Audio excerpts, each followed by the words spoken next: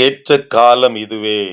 இதோ இப்பொழுதே அனுக்கிரக காலம், இப்பொழுதே இரட்சணிய நாள். 2 கொரிந்தியர் 6:2. காலம் கண் போன்றது, பொன் போன்றது, விலையேறப் பெற்றது. இப்படியெல்லாம் சொன்ன நாட்கள் மாறி போய் விட்டதே.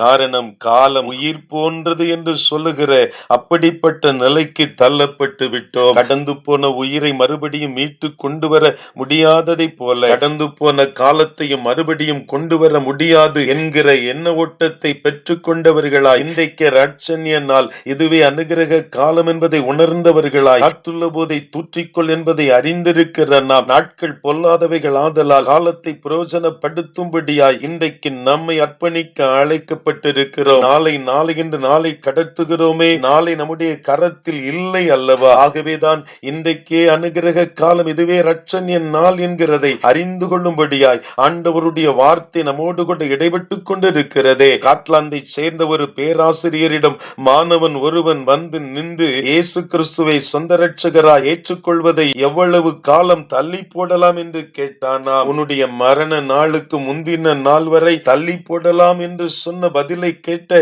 அந்த மாணவன் அந்த பேராசிரியரிடம், என்னுடைய மரண நாள் எனக்கு எப்பொழுது என்று தெரியாதே என்று சொன்ன உடனே அந்த பேராசிரியர், அதுதான் உண்மை. அப்படி என்றால் இன்றைக்கே தீர்மானம் எடு, இன்றைக்கே மனம் திரும்பு. இந்த உலகத்தில் எத்தனையோ பேருக்கு கொடுக்கப்பட்ட கிருபைகளை அவர்கள் போக்கடித்து விட்டார்கள். இதுவே கிருபையின் காலம் என்பதை உணர்ந்து இன்றைக்கு அர்ப்பணிப்பாயா என்று சொன்ன வார்த்தையை கேட்டு அப்படியே கீழ்ப்படுகிற ஒரு நல் இருதயம் படைத்தவர்களை இன்றைக்கு ஆண்டவர் தேடிக்கொண்டிருக்கிறார். அவருடைய கரத்தில் நம்மையும் அர்ப்பணிக்கலாமா? ஆண்டவரே, கொடுக்கப்பட்ட இந்த ஏற்ற காலத்திலே என்னையே தருகிறேன், ஒப்படைக்கிறேன் என்று சொல்லுகிற அப்படிப்பட்ட ஒரு இருதயமா என்னுடைய இருதயம் மாறி இருக்கிறது என்று சொல்லி அவருடைய கரத்திலே ஒப்புக் கொடுக்க அழைக்கப்பட்டு இருக்கிறோம். கள்ளன் மரண நேரத்துக்கு முன்பதாக மனம் திரும்பினதைப் போல நானும் எல்லாவற்றையும் ஆண்டு அனுபவித்து விட்டு மனம் திரும்பி விடுகிறேன். இது எனக்கு என்ஜாய் பண்ணுகிற ஒரு காலம், ஜாலியா என்னுடைய பொழுதை போக்குகிற காலம், நண்பர்களோடு அரட்டை அடிக்கிற காலம், நண்பர்களோடு ஊர் சுற்றுகிற காலம். இப்பொழுது எப்படி ரட்சிப்பை பெறுவது என்கிற